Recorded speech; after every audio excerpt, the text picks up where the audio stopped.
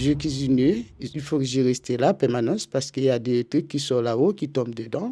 Il y avait la salle de bain qui est bien pourrie, c'est pas bon à voir parce que je suis un humain comme tout le monde. Et il y a le foie, il n'y a pas de chauffe-eau dans la maison. On est tous en train de crever dans la maison. Là, je peux plus. Il n'y a pas de détecteur de fumée, il n'y a pas de VMC, il n'y a pas de... Ça veut dire, à aucun moment pendant ces 25 ans, les pièces humides n'ont été traitées.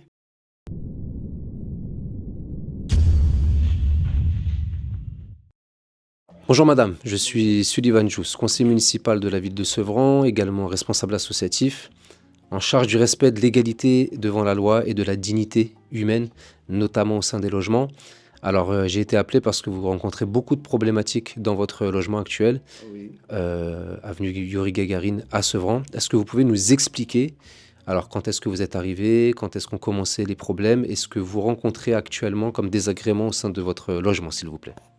Oui, monsieur, j'ai arrivé à Sevran depuis mai 2002. Je suis né Mumbai. En lendemain, j'ai rentré dans la maison. Au début, ça allait bien, la maison c'était bien. Après, je commence à rencontrer des difficultés. Après 2, 3 ans, je fais réparation, je l'ai acheté, je réparais, je fais des petits bricolages. Et depuis, à chaque fois, je me plains de des choses. La propriétaire, il n'est jamais intervenu.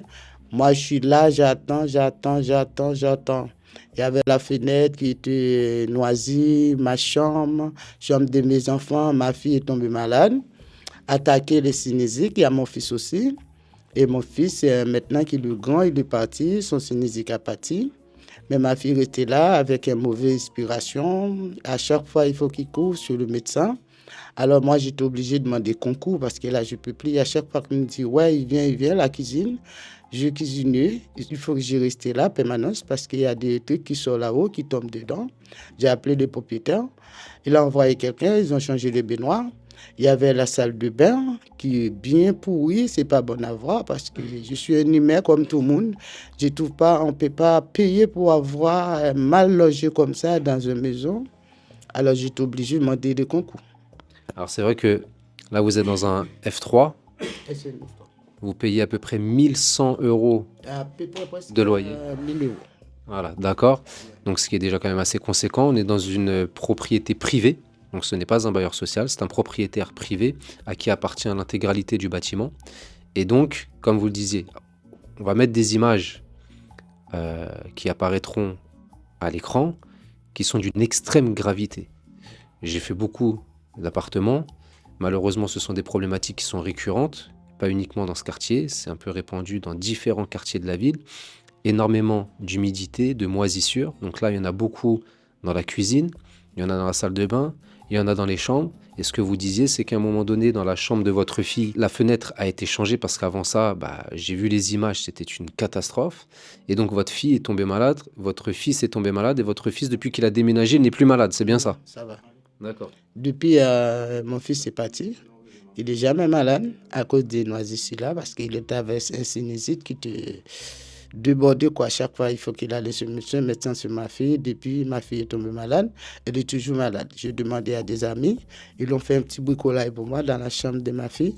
C'était, bon, ça tient encore, mais c'est pas tout à fait parce qu'il y avait la fenêtre.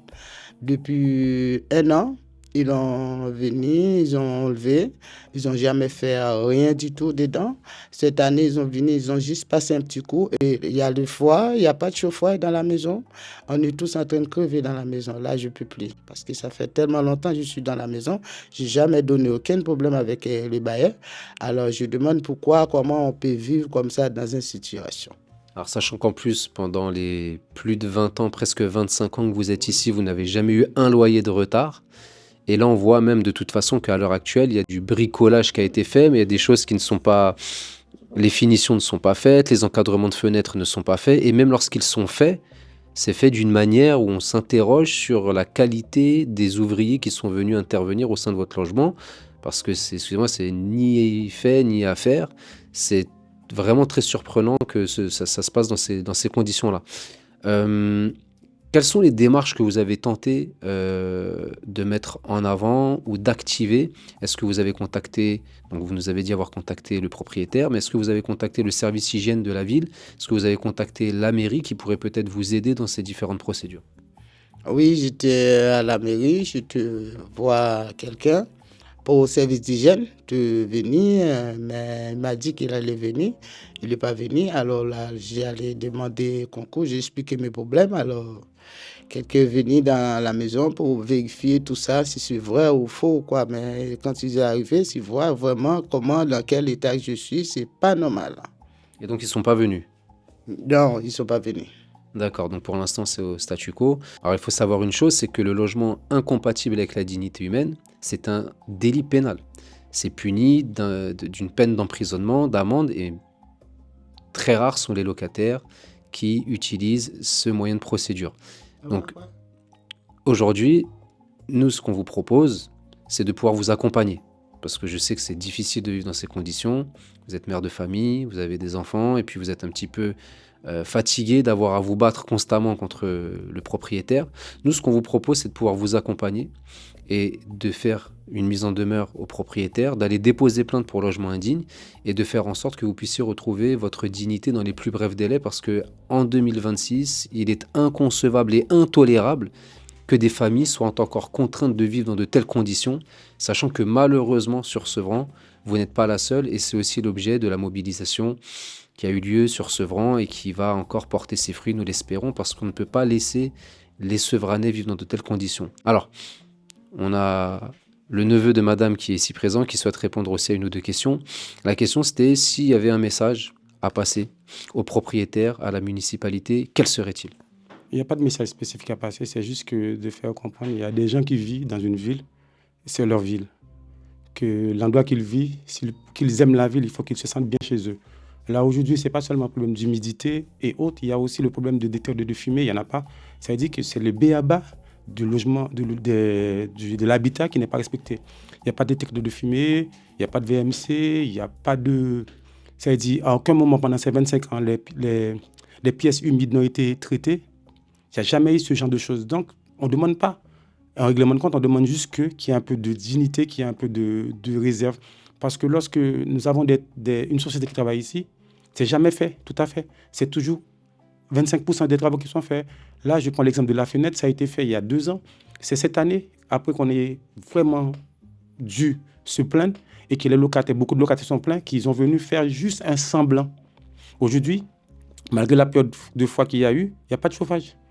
Donc aujourd'hui, ils sont obligés de vivre dans cette maison-là en étant tout le temps. Il y a des pulls, des couvertures, c'est pas normal. La petite qu'elle vous parle de ma petite nièce qui est malade, c'est qu'aujourd'hui, à cause de ça, elle a un problème elle a du mal à respirer, elle a un problème d'asthme. Et là, cette période-là, elle n'arrête pas de faire des crises d'asthme. Et c'est pas normal, ça veut dire, on ne demande pas au propriétaire juste de faire le minima. De respecter la loi. Oui, de respecter la loi, de faire le minima, ça veut dire il y a l'humidité. L'humidité là, il ne traite pas. Elle l'a traité à maintes reprises par elle-même, ça revient. Donc il y a un problème plus profond que ça. C'est de prendre le temps de regarder le problème, de venir voir les gens, au moins de donner à la personne un minimum de respect. Lorsqu'on les sollicite, qu'ils viennent nous voir. Lorsqu'on écrit, qu'ils répondent à nos courriers, ou bien lorsqu'on les appelle. Parce que là, le gardien, il est là, il est invisible. Quand on lui donne le message, il a dit, je fais passer le message il dit, oui, c'est le salarié, ça dit, c'est tout un bal de ping-pong sans arrêt. Sachant qu'en plus, vous me disiez, en dehors de la caméra, que vous aviez engagé de nombreux frais pour faire des travaux de par vous-même, parce que le propriétaire ne faisait pas les travaux adaptés à la problématique. Ah si, nous avons les factures, nous avons acheté les dalles, nous avons acheté la peinture de la cuisine qu'on a fait 2 fois, comme vous avez vu. On a mis du calage à tout au niveau parce que c'était devenu vraiment infect. Et comme vous avez vu, la salle de bain, c'est pareil. On a déjà fait la peinture à plusieurs fois. C'est toujours pareil, même on le fait, ça tient 2 mois, 1 mois et demi, ça revient parce que étant donné qu'il n'y a pas de VMC, la maison est aérée. En plus, si vous regardez bien, au niveau des fenêtres, il n'y a même pas de la ventilation naturelle. Donc la maison est toujours sous pression. Là, au moins, s'il y avait les ventilations naturelles, lorsque vous avez des fenêtres, il y a la ventilation. Il n'y en a pas. Il n'y a pas de VMC, pas de ventilation naturelle, donc qui fait que voilà la situation d'aujourd'hui. Et vous me disiez aussi que l'échafaudage, il est présent devant les fenêtres depuis très longtemps, sans forcément que les travaux soient avancés ou terminés. L'échafaudage, ça fait presque plus d'1 mois et demi qu'il est là. Et comme c'était les fêtes, donc ça n'a pas été démonté, c'est là, c'est dans la fenêtre, ça veut dire que voilà, on n'a même pas de visibilité, on ne peut pas jouir de de ce qu'on a. Ça veut dire, moi, ce que je reproche aux propriétaires, c'est lorsqu'on vous sollicite, au moins, il y a l'obligeance de venir voir. Et après, de faire des analyses, de dire, madame, voilà ce qu'on va faire, voilà ce qu'on ne peut pas faire, voilà ce qu'on va faire. Mais là, aujourd'hui, ce n'est pas le cas. Ok, bon, en tout cas, vous pouvez compter sur notre soutien et notre mobilisation pour faire avancer les choses. On vous tiendra forcément informé des différentes démarches qui seront réalisées, en espérant que la dignité de cette famille puisse être rétablie dans les plus brefs délais. Je vous remercie, je vous dis à bientôt. D'accord. Fini le froid, l'humidité, l'abandon. Nos droits ne sont pas négociables.